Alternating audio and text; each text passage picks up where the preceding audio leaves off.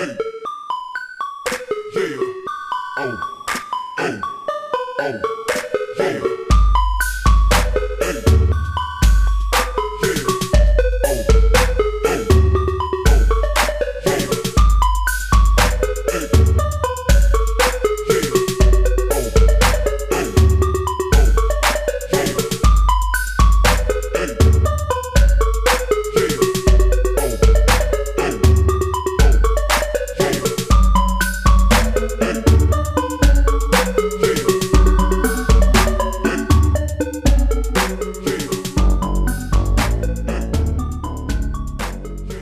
What's up, YouTube?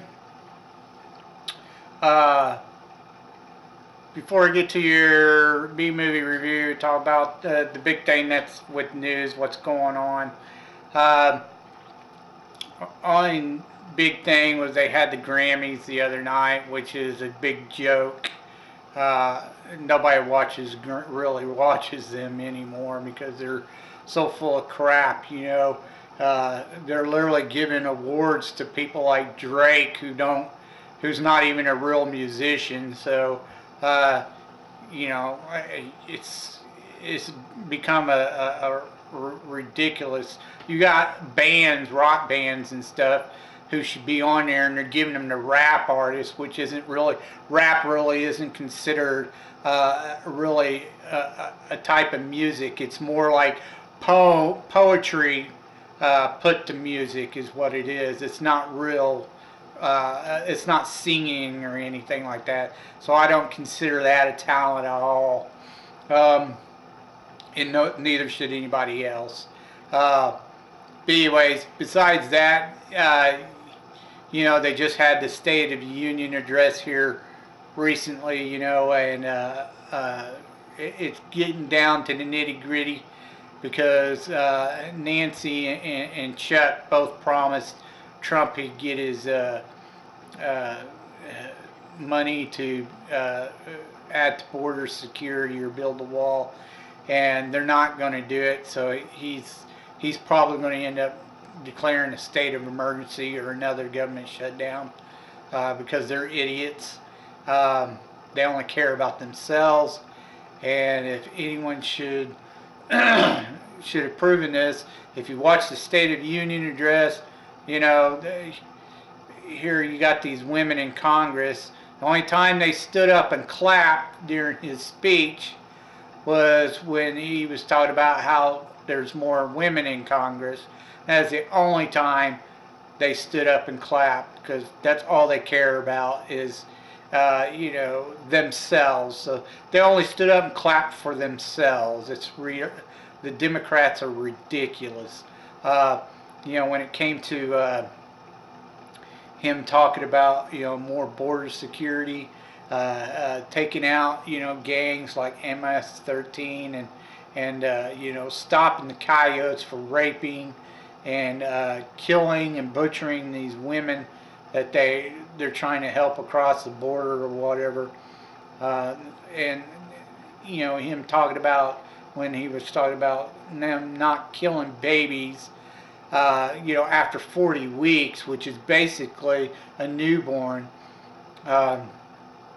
They didn't stand up and clap or none of that stuff. You know, they were all for that. You know, the only time they felt good enough to clap was when it was something about them.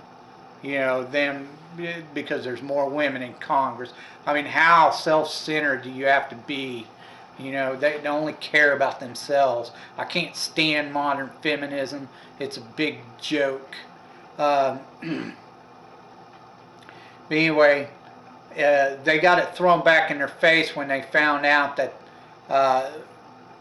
the majority of the people, 76% approved of the president's speech, everything he said. And 82% were independents. You know, independents, you know, you can't get them to agree on freaking anything. Never have they agreed that much. And 82% agreed of Trump's speech. So, you know, the Democrats, especially that stupid ass socialist woman freaking Ortez, you know.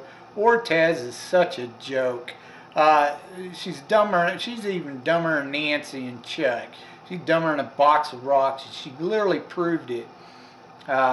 You know, and there's a joke going around saying that, you know, if she ordered, she wanted some chicken, so she sent someone to go get some chicken, and they came back with buffalo wings, and she said, I didn't want buffalo wings, I wanted chicken.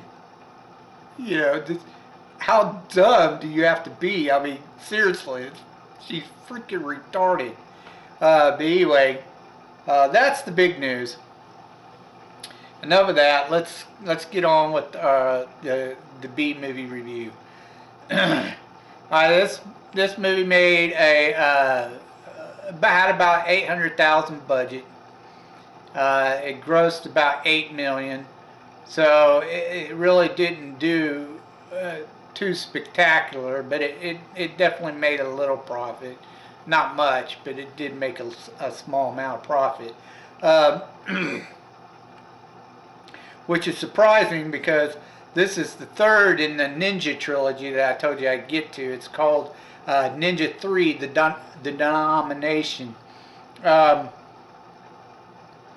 This is the third installment. The first one was Enter the Ninja, then Revenge of the Ninja, and now the Ninja 3, The Denomination.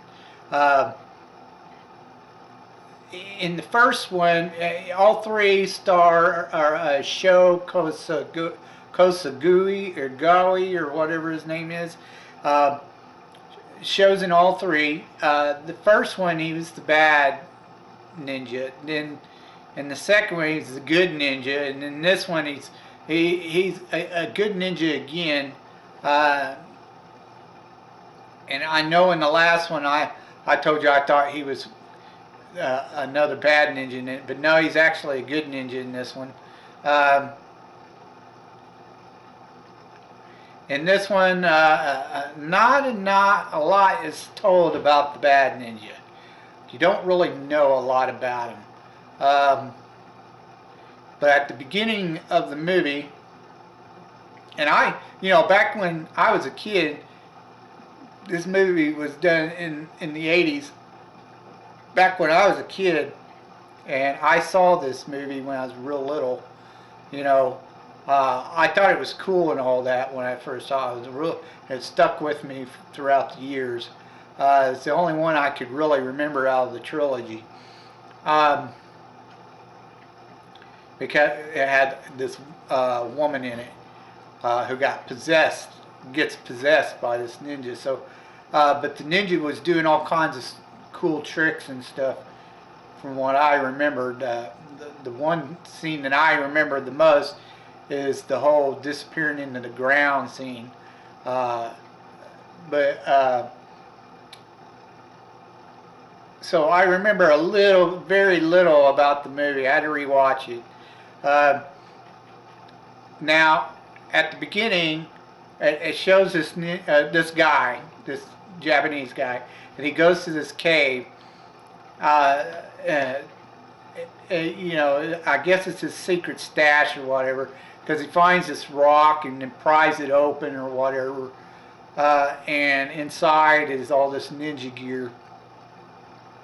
Now, what was corny about it was there was like this, like the bottom of the rock had like this fluorescent light glowing or whatever to show his ninja gear. Like, I believe that, but anyway, he grabs his ninja gear, and he's not in a black ninja attire, but it's more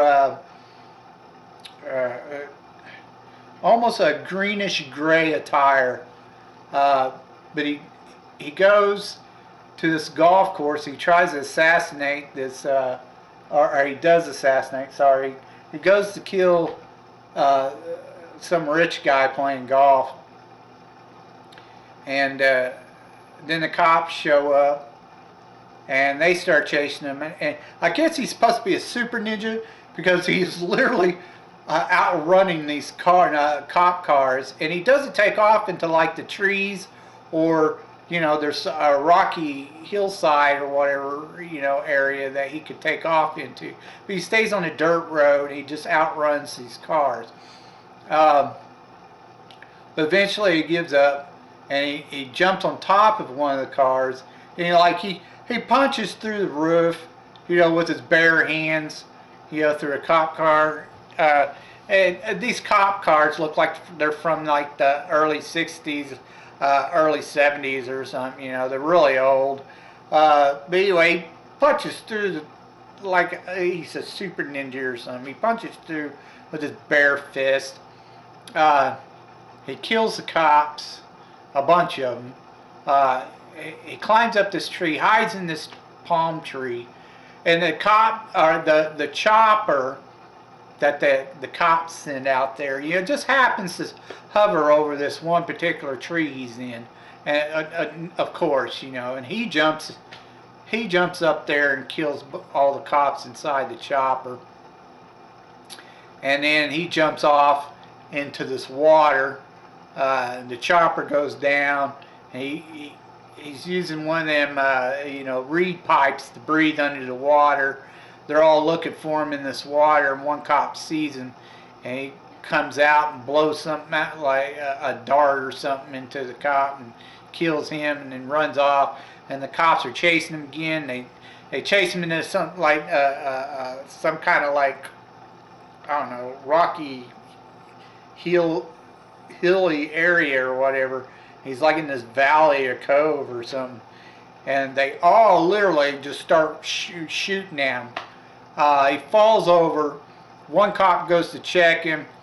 The next thing you know, it's really ridiculous. They all shot him 100 times.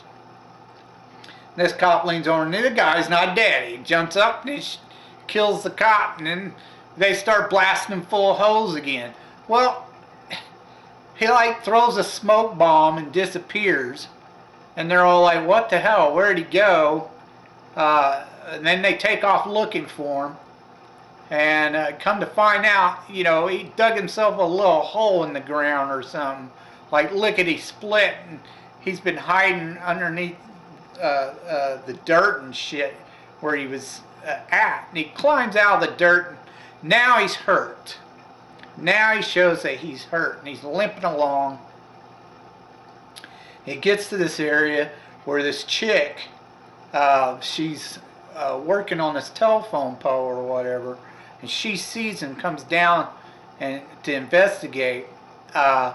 When she does, they get in a little tuffle when she finds him, and they're wrestling on the ground, and then she starts to take off.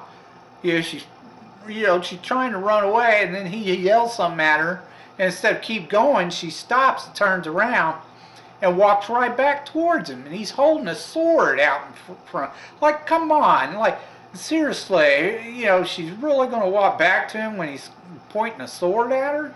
That made no sense. But anyway, she goes back, and for some reason, it's like she's compelled to grab this sword he's holding, and they both holding it straight up, and he starts. I really hate movies that when they speak another language, they don't give you any subtitles on what they're saying. And apparently this version, whatever I was watching, I don't know if they're, if it's shown on if someone's got a home video of it or something. But on this particular version, which I watched online, they didn't have the subtitles. He starts speaking Japanese. I don't know what he's saying, but he's going through Japanese, and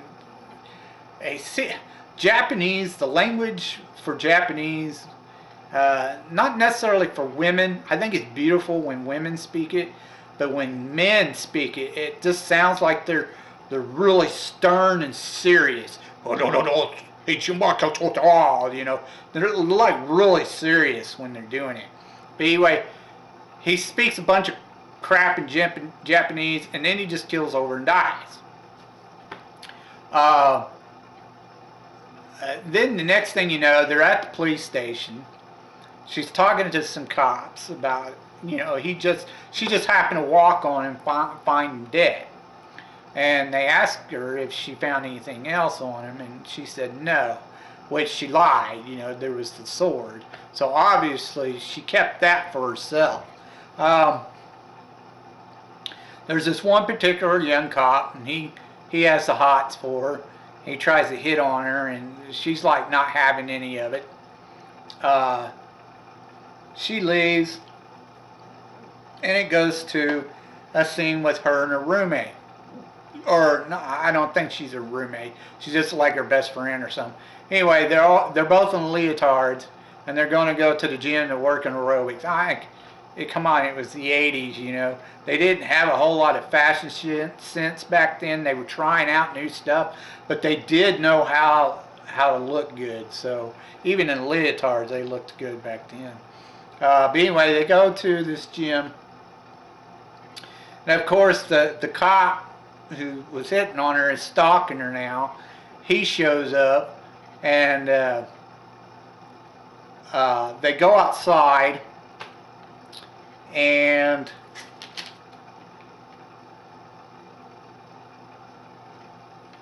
you know, they're all leaving after the gym class. He tries to hit on her again. She's still not having it, and they go to leave, and next thing you know, you have these like 3 or 4 big dudes. I mean, they're big. They look like weightlifters, and they start messing with this one woman, and she tells them to lay off. And next thing you know, they turn their attention on her. And all of a sudden, out of the blue, she's literally like, all of a sudden, she's, you know, knows ninjutsu, and she's kicking their ass. And everybody's just stunned watching her beat the crap out of these 4 extremely big men. And then the cop guy, he grabs her and pulls her away and says, "What are you doing?" Blah, blah, blah. And puts her in the car, and he goes to take her home. And, you know, she starts bitching at him for it. And he's all like, "I'm just trying to help you because, you know, I could arrest you, blah, blah, blah, but I'm not going to. You just, you know, they had that kind of coming, but still, you need to, they could have filed charges against you for assault and blah, blah, blah, you know." Anyway, she's throwing a fit, and she's still bitching at him, and he's all, "You know, I ain't got to take that shit. You know, I'm trying to help you, you know," and he opens the door and tells her to get the fuck out. Then all of a sudden, it's like she turns on the charm to max 10, you know. "Can you please take me home?" And he's all like, "Okay," you know. And so he ends up fucking taking her home after, you know, she's telling him to kiss her ass and everything else. But anyway, he takes her home, and then they have sex. Woohoo! Go figure, right? Anyways, she wakes up, and you know, you got all this ghost crap going on. Wicked breeze, doors flying open, the closet door flies open, and the sword she has starts glowing, comes out of the shit, and starts floating towards her. And she grabs it, and he's standing behind her, and he's like, "What's going on?" And she's like, "Oh, I just couldn't sleep," and puts the sword away.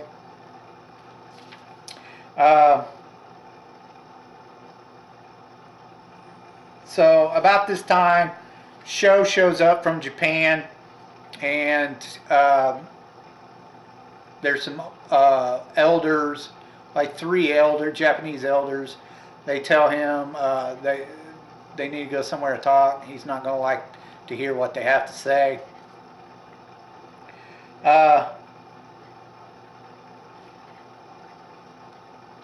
Later on, it shows her working. I think they're working underground or something. And she's working with another guy, and the cop that she slept with shows up and tells her that he can't make it to their date that night. He wanted to come by and tell her because he's got to take another shift for someone. So the cop comes by and tells her or her new boyfriend tells her he's got to take another shift. And he takes off, but she recognizes the guy that she's got in the car with her. She has this like flashback of him shooting a ninja or whatever, which it makes it look like he's shooting her. So the cop's boyfriend, he takes off. He says he's got to take him home, and he's got to go to the other shift. She jumps in her little phone van or whatever and follows them, just so she knows where that old cop lives.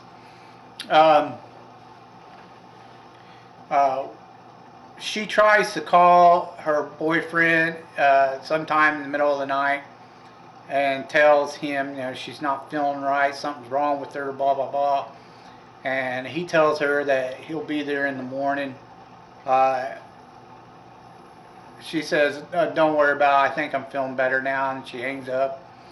Next thing you know, the sword starts glowing, comes floating out, a bunch of ghost doors opening, crap, ghostly things.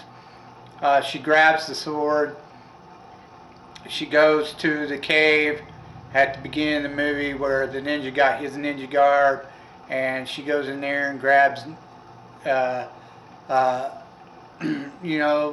some ninja tools or whatever from that rock. Hey, it's still, the bottom of it's still glowing. Woohoo! It's just ridiculous that the bottom of the rock is glowing. But she gets her ninja garb out of there. And I guess it's plausible that there's more than one ninja garb in there, and she grabs it and puts it on. And she goes and kills the old cop that killed the ninja at the beginning of the movie, or was shooting at the ninja at the beginning of the movie.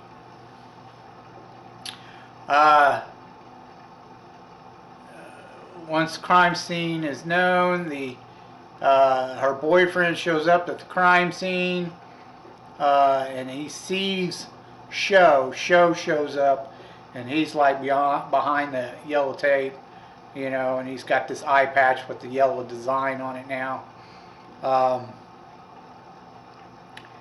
After that, she goes, and the next day she goes and sees this doctor, and the doctor doesn't really tell her much. She has an MRI done, and the doctor tells her she's fine, blah, blah, blah. It could be this or that, stress related, that kind of yada yada stuff. But so she goes to the cop station to talk to her new boyfriend. He's not there, but she does recognize another cop that's coming out of the station with two girls on his arms. He's one of the cops that shot the ninja at the beginning, and now she's having flashbacks of him shooting her. So she goes and follows him, ends up killing him and the two girls. Show shows up somehow. Show somehow shows up at the scene and realizes it was the ninja's doing that he's after. Her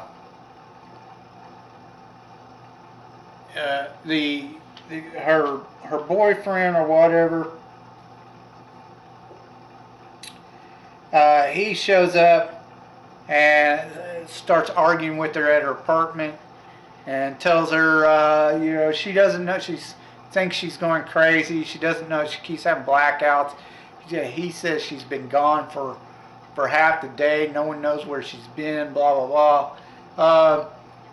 He says, well, I know this Japanese guy. He just happens to be Japanese. He says maybe he knows what's going on. So he takes her to this Japanese spiritualist, and you'll probably recognize him. He's in a lot of movies. He's one of those Japanese guys, the ones you see all the time. But they go to see him, and he starts doing some weird little chant and slapping her with this, I don't know what it is. It's like little feathers or something. But just before that, they literally throw out these chains out to her and tell her she's got to strap herself in these chains because the spirit might get angry or something, you know. And I'm just like, I mean, they're really big chains, so I'm just like, what the, you know, I would never strap myself to these chains. You know, she's chained up with both her arms up in the air like this, and you know, a waist chain or whatever. And he does this little chant on her, and next thing you know, she's spinning in this thing, talking Japanese, and wind's blowing, and all kinds of crap, and it's totally freaking him out. You know, there's no subtitles, so don't know what she's saying in Japanese. All he says is, you know, tells the guy, her boyfriend, that she's got an evil spirit in her. He's black ninja, you know, blah blah blah, and there's nothing they can do for her. So, while this is going on, it shows that Sho goes to the police station or the morgue, and he steals the ninja's body that got shot at the beginning. He takes it to this temple, Japanese temple out in the middle of the mountains or whatever, and stores him there. He has a flashback about how he lost his eye to the ninja back in the day, but that's all it shows is him getting throwing a shuriken at his eye and fucking knocking out his eye.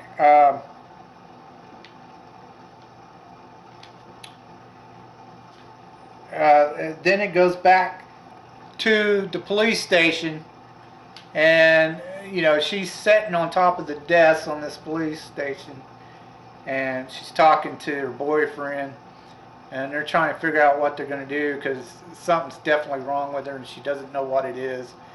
And these two cops show up, and she instantly, you know, does the flashback thing and recognizes them as two of the cops that shot the ninja at the beginning. Of course, it looks like it's her flashback, her memory.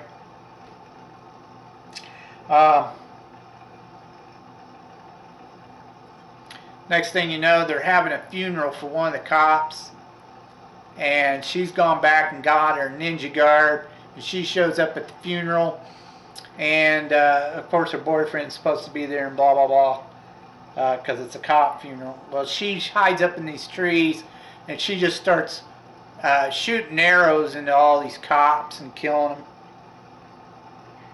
them. She takes off into this abandoned building, and somehow Sho shows up, and he goes in this abandoned building, and they have this big fight scene, and she's literally, it's kind of funny because she knocks him down to this like basement part of the building, and he's trying to get back up these steps, and she's lugging like big old furniture at him, like you know, these huge clothes dressers and big old wooden barrels, and he's trying to get out. And, you know, it was a little unrealistic, but anyway, she gets out there, he gets out, Sho gets out, and they have this fight scene, and the way he gets out is kind of crazy because he finds a place underneath where the dark ninja's walking. And he busts up through the floor. Don't ask me how he does it. Pops up out of the floor and straddles the floor, and him and the ninja start fighting. Eventually pulls off the headdress and sees it's her, and he's like, what the hell? He thought it was the ninja. He didn't realize that she had been possessed, or that the ninja possessed this girl. So he lets the girl go, and the cops show up and arrest him. Before they take it to the station, you know, the boyfriend gets in the car, talks to him, and Sho tells him the only way to kill a ninja is with a ninja. Okay, whatever. But only ninja can kill ninja, yeah. So, he tells the boyfriend, he says, get her he asked if him actually he asked him if he knows where the sword is, and the boyfriend says, "Yeah, I know where the sword is." He says, "Get her and that sword to this place, which is the temple." He says, "And we got to get the ninja back into his own body, and then we can destroy him." And he's like, "Okay, whatever." So he says, "Don't worry about me. I'll get out of my situation." So the boyfriend goes to talk to her and get her, and Sho escapes they're traveling along in the cop car, and he puts two of the police officers to sleep with like some sleeping potion, darts or some crap, and the other one he knocks out after he pulls off the road. So he's gone. He's heading for the temple. So the boyfriend goes to the girl. He pulls a gun on her and says, "You're going with me to the temple. Grab that sword." Somehow she wigs out, knocks him out, puts on her ninja garb, and goes to the temple because she knows Sho's waiting on her. The boyfriend wakes up and chases after her in his own car. Sho's waiting on her. She shows up. They get in a bit of a skirmish. He knocks her out. The spirit goes back into the ninja body that's sitting there, and the ninja gets up and he's in his own body again. The spirit went back in it, and he does this weird cry or something, like throws this spiritual energy at these Shaolin monks that are at the temple. And next thing you know, they're all trying to kill Sho, and Sho's having to fight them off. And the ninja takes off outside. Sho fights them off, and then runs outside after the ninja. And the boyfriend shows up. He finds her, and they both get up and they go chasing after Sho to watch the fight. And Sho and this ninja's fight, and there's a famous scene where the ninja hides in between these rock crevices, tries to stick up a sword into him, and he jumps over the sword. It's funny because they got these like cliffs or whatever, and they're literally practically jumping up like a 2-story cliff or something, with no trouble. It's a little bit ridiculous. But there's this one scene when they're fighting, they stop, and they're just literally watching the bad ninja. And he does this ninja thing where he's holding his hand like this, and he starts, and then the next thing you know, he's doing this, he just starts spinning there, standing still, and he's spinning into the ground like a drill. And then the earth shakes, and it breaks apart a little bit. It splits, and Sho falls in. He hooks himself on this tree. He's trying to get out, and this ninja grabs him out of nowhere, out of the crack, and they fight a little bit more, and then he ends up killing the ninja, and that's the end of the movie. The ninja disappears like he wasn't even there. All you see is, the swords or whatever that was in him, that Sho killed him with. That's the end of the movie. As far as B-rated movies, it's a good action movie, but it is a little bit cheesy with all the unrealistic stunts and stuff. The acting was all right. It was the more decent of the acting out of all three of them. I think it had a little bit the choreography or the action sequences, the fighting was a lot better than the other two. But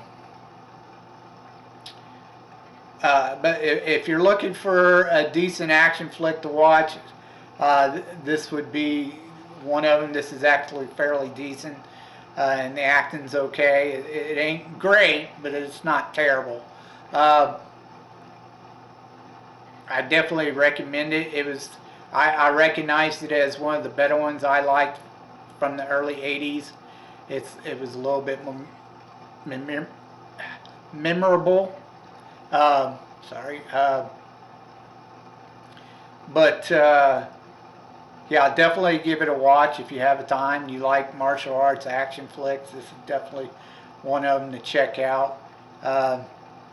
If you, as before, if you have any suggestions on certain B movies or classics for me to check out, please leave a comment and tell me about it, or give me a link to it so I can check out and see what it looks like, and I'll get to it when I can. But yeah, that's the end of the Ninja trilogy. We'll try something else next time, and I told you that you would be told the truth, and you've just been told.